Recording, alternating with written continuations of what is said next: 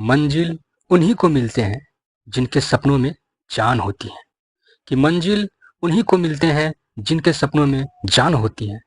पंखों से कुछ नहीं होता मेरे दोस्त, हौसलों से उड़ान होती है। ये प्रश्नावली 2.3 ये शेषफल प्रमेय, रिमाइंडर थ्योरम और गुणनखंडन पर आधारित है।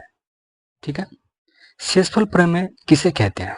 रिमाइंडर थ्योरम, यदि किसी बहुपद px को x माइनस a, यदि किसी बहुपद px को x माइनस a से भाग दिया जाए तो इसका शेषफल p ऑफ a आता है।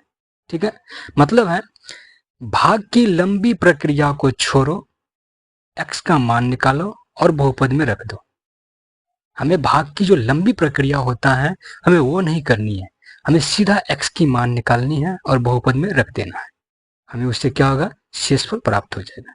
ठीक है, जिस संख्या से हम भाग देते हैं वो भाजक कहलाता है। यहाँ देखिए क्या प्रश्न है मेरा, ये जो बहुपद है इसको निम्नलिखित से भाग देना है, भाग दे के हमें शेषफल ज्ञात करनी है। ठीक है, इन सभी संख्याओं से जो है हमें इसी बहुपद में भाग देना है। एक बार हमें x प्लस 1 से भाग देनी है, एक बार x माइनस 1/2 से भाग देनी है और इसी प्रकार से सभी से हमें भाग देनी है। ठीक है, देखिए ये जो भाजक है इसको हम मान लेंगे माना भाजक बराबर 0, इसको हम 0 मान लेंगे, 0 के बराबर मान लेंगे। ठीक है, इसलिए ये क्या हो जाएगा, x प्लस 1 जो है ये 0 हो जाएगा। तो क्या आएगा, ये x बराबर, ये प्लस 1 है, बराबर की इस तरफ जाएगा तो -1 होगा। ठीक है, तो x बराबर क्या आ गया, -1। मतलब हमने क्या किया, इसका शून्य ज्ञात कर लिया। इसका शून्य क्या आया, -1 आया इसका शून्य।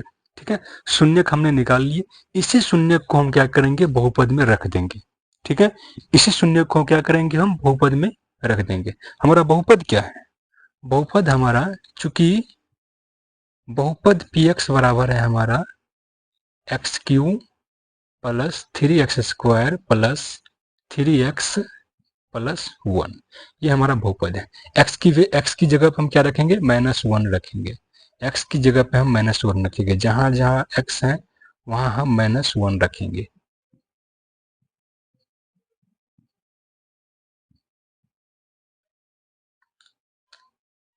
x की जगह -1। ठीक है, जब -1 का क्यूब करेंगे तो क्या होगा, -1, उसके बाद प्लस, और -1 का स्क्वायर है, मैंने इससे पहले भी आपको बता रखा हूं कि -1 का स्क्वायर हमेशा +1 होता है। तो -1 का स्क्वायर कितना होगा, +1 इंटू 3, क्या हो जाएगा, 3 इक्वल टू 3 प्लस, सॉरी ये है -1 में और ये है 3, तो -1 इंटू 3 -3 हो जाएगा, क्या हो जाएगा, -3 और +1। देखिए प्लस वाला क्या है हमारा, एक है 3 और एक है 1, तो 3 1 कितना हो जाएगा, 4। ठीक, और इसके बाद माइनस वाला क्या है, -3 -1, तो माइनस माइनस प्लस -4, 4 -4 क्या हो जाएगा, 0, क्या हो जाएगा, 0। मतलब ये जो बहुपद है इसका शेषफल क्या आया, इसका शेषफल आ गया 0।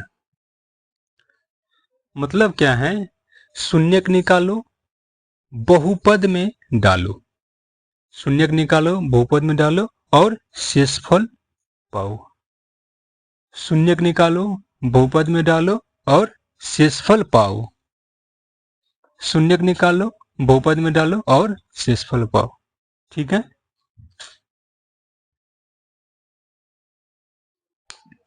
इसी तरह से बाकी सबको हमने एकदम आसान और सरल मेथड से सॉल्व कर रखा हूं, आप इसको देख लीजिएगा। ठीक है, जैसा हमने फर्स्ट क्वेश्चन बनाए हैं ना, सेम वैसा ही ये सेकंड क्वेश्चन भी है, थर्ड क्वेश्चन भी। ठीक है, थोड़ा सा आपको कैलकुलेशन करने की जरूरत है, समझ गए, थोड़ा उस पर आप ध्यान दीजिएगा, प्लस माइनस पे थोड़ा बारीकी से ध्यान दीजिएगा, तो आसान है, ज्यादा कोई मुश्किल नहीं है। ठीक है, तो ये जो हमारा gx है इसको जिससे हम भाग देते हैं, यानी भाजक को हम gx के रूप में मान लेते हैं।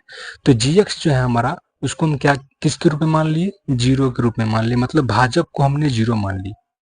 ठीक है, तो क्या हमारा निकल के आ गया, हमारा शून्यक निकल के आ गया, x बराबर a आ गया। इस शून्य को क्या करेंगे, हम इस बहुपद में रख देंगे। मतलब इस शून्य को हम क्या करेंगे, इस वाले बहुपद जो है इसमें रख देंगे। तो x की जगह जहां जहां x है वहां की जगह हम a रखेंगे। ठीक है, जहां जहां x है, x की जगह हम क्या रखेंगे, ये रखेंगे। उसके बाद हमारा जो मान बन के आता है वो आता है ये, और इसी को कहते हैं शेषफल। और ये क्या आया, हमारा शेषफल आया। ये तीसरा प्रश्न भी कुछ इसी प्रकार से है। ये हो गया gx, ये हो गया px। gx को हम 0 मान लेंगे।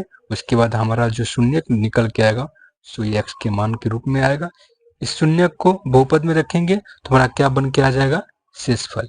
लेकिन यहाँ पे हमें क्या देखना है कि शेषफल जो है वो 0 नहीं है, वो है 490 डिवाइडेड बाय 9। ठीक है, जो कि 0 के बराबर नहीं है। और यदि 0 के बराबर न हो तो वो जो है गुणनखंडन के रूप में नहीं होता है। कहने का मतलब ये जो gx है, ये gx, ये px का एक गुणनखंडन नहीं है। क्यों? क्योंकि इसका शेषफल जो है वो 0 नहीं है। ठीक है।